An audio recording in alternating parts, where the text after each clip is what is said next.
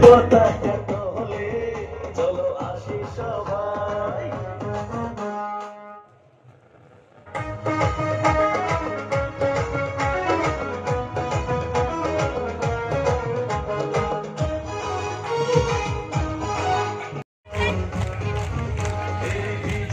পতাকা তোলে চলো আসি সবাই।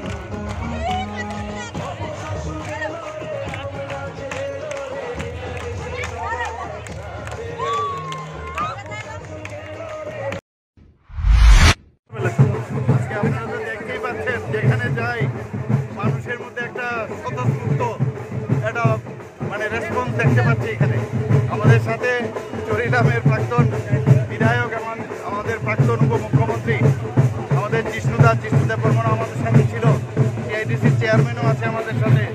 তো আজকে যে আপনারা র্যালি দেখলেন, সত্যি মানে ভাবা যায় না এরকম একটা র্যালি এরকম চরিলামে হতে পারে, আমার ভাবতে পারিনি।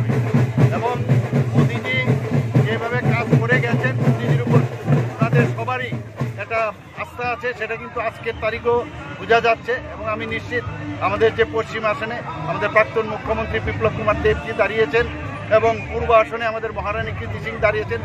দুটো সিটে আমরা মানে প্রচুর ভোট পেয়ে আমরা ভারতীয় জনতা পার্টি জিতবে, এর মধ্যে দুই রায়।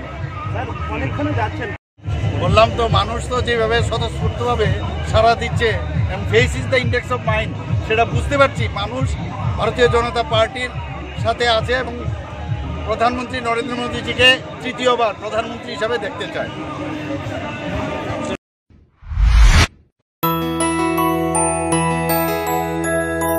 স্বাদে ভরা ঘিয়ের সুবাস লংতরায়, কি ভালো খেতে।